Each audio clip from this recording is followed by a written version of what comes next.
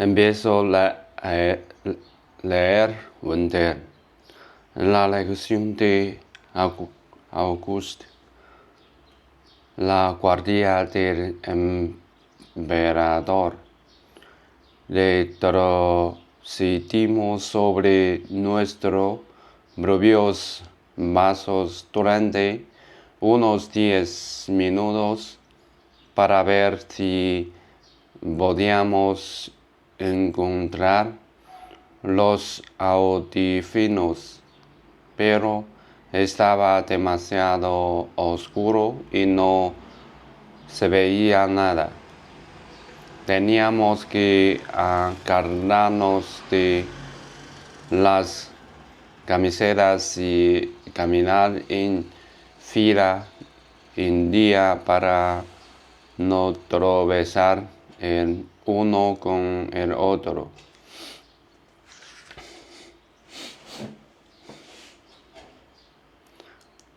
Era como si alguien hubiese perdido tinta negra a nuestro alrededor. Es inútil, dijo Henry. Podrían estar en cualquier parte. A lo mejor podríamos volver con una linterna, contestó Amos. No pasa nada, dije. Mejor regresamos, gracias. De todos modos, volvimos hacia los maizales y los cruzamos hasta que vimos de nuevo la parte detrás de la pantalla gigante. Como estaba de espaldas a nosotros, no nos dio nada de claridad hasta que volvimos al lugar donde acababan los árboles. Ahí empezamos a ver un poco de luz. No había ni rastro de los de séptimo por ninguna parte. ¿Dónde pensáis que se habrían metido? Preguntó Jack. Habrían vuelto a las caravanas de comida, contestó Amos. Se pensarán que vamos a chavarnos. ¿Vamos a chavarnos? Preguntó Henry. ¿Dónde me miraron? Negué con la cabeza. Vale, dijo Amos. Pero, oye,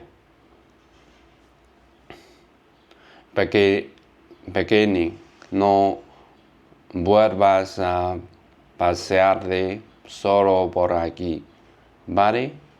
Si necesitas ir a alguna parte,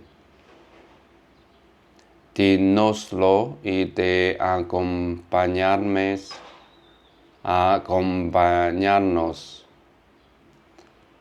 Vale, contesté.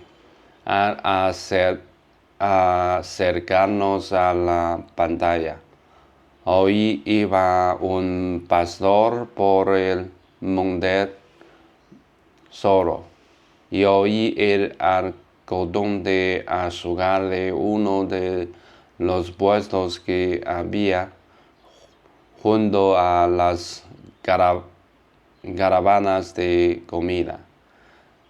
Había un montón de chicos volando por ahí, así que me tapé la cabeza con lo que quedaba de la sudadera y miré al suelo.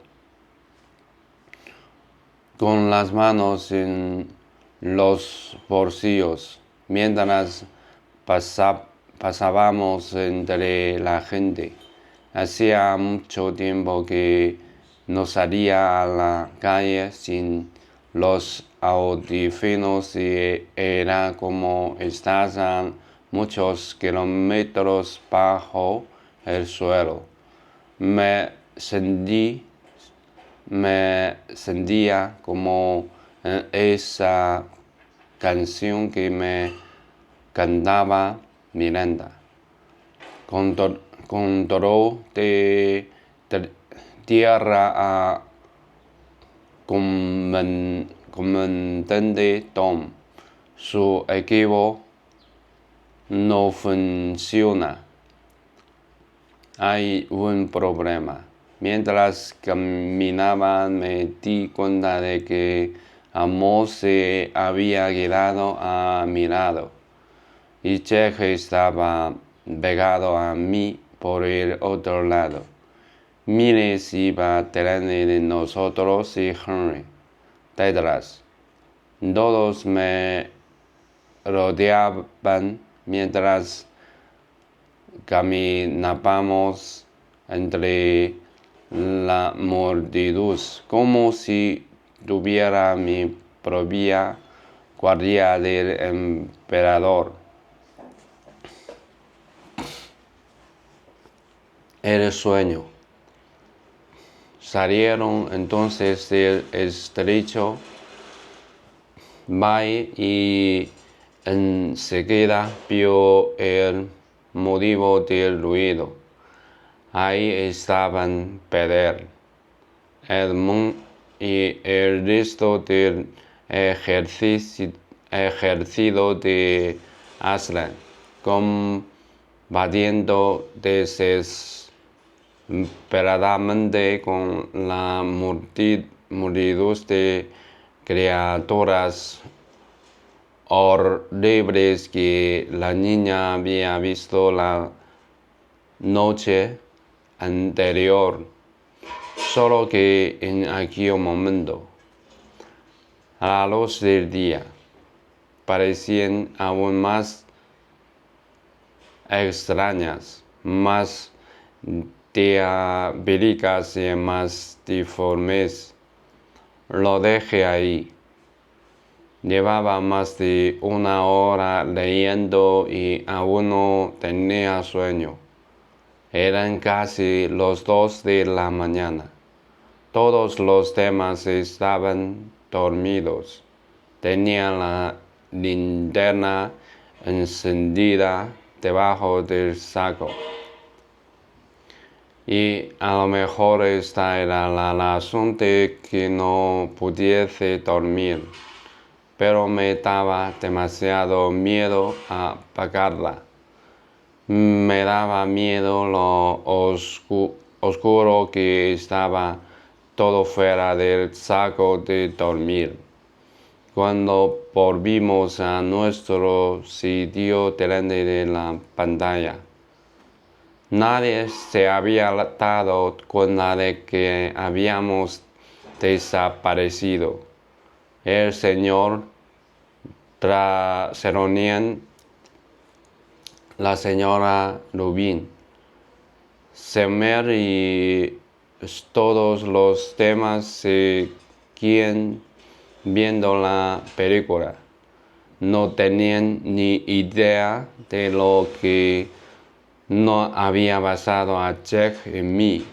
Es curioso que para uno pueda ser la peor noche de su vida y para todos los demás sea una noche de los más normal.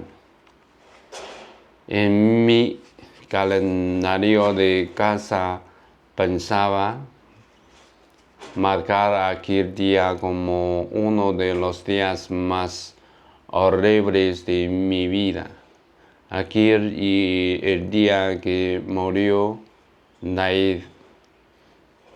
Pero para todos los demás era un día normal. O puede que hasta fuese un buen día. Puede que alguien hubiese ganado la lotería. Amos, Miles y Henry no acompañaron a Jack y me hasta nuestro sitio, junto a Summer, Maya y Lady, y fueron a sentarse a su sitio con Ximena, Savannah y su globo. En cierto modo, todo volvía a ser exactamente igual a como había sido hasta el momento en que habíamos decidido ir a buscar los lavabos. El cielo era igual, la película era la misma, las caras de todo el mundo eran las mismas, la mía también. Pero algo era diferente, algo había cambiado. Vi que Amos, Miles y Henry les contaban a los de su globo lo que había pasado. Supe que estaban hablando de eso porque no paraban de mirarme mientras hablaban. Aunque la película aún no había acabado. La gente hablaba en susurros en la oscuridad. Esa clase de noticias corren como la pólvora. En el viaje de vuelta en autobús era el tema de conversación. Todas las niñas, hasta las niñas a las que apenas conocía, me preguntaron si me encontraba bien. Todos los niños decían que había que vengarse del globo de imbéciles de séptimo y que había que intentar averiguar de qué colegio eran.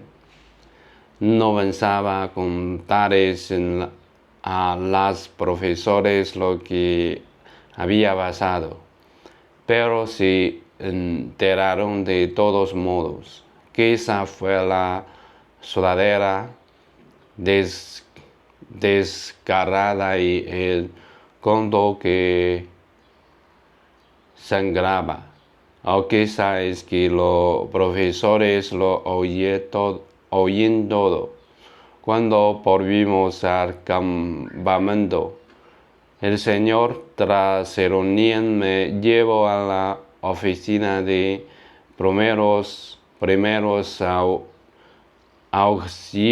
auxilios y mientras la enfermera del campamento me limpiaba y me vendaba el codo, el señor Traseronian y el director del campamento estaba en la habitación de al lado hablando con Amos, Jack, Henry y Miles, intentando obtener una descripción de los camperos. Cuando me preguntaron a mí, un lado después dije que no me acordaba de sus caras, pero no era cierto. Cada vez que cerraba los ojos para dormir veía sus caras. La mirada de terror en la cara de la chica cuando me vio por primera vez, la manera que tenía de mirarme, el de la linterna mientras me hablaba como si me odiase, como un cordero al matadero. Recordé las palabras de papá. Parecía que había pasado una eternidad, pero acababa de entender lo que significaba. Después de todo, cuando llegó el autobús, mamá me estaba esperando delante del colegio con los demás padres. El señor Trasoronian me dijo en el autobús que habían llamado a mis padres para contarles que había habido un incidente la noche anterior, pero que todo el mundo estaba bien. Dijo que el director del campamento y varios monitores habían estado buscando los audífonos por la mañana mientras nosotros nos bañábamos en el lago, pero que no habían encontrado nada. Dijo que Bruce nos reembolsaría el coste de los audífonos. Se sentían enfadar por lo que había pasado. Me pregunté si Eddie se habría llevado los audífonos como un recuerdo del orco.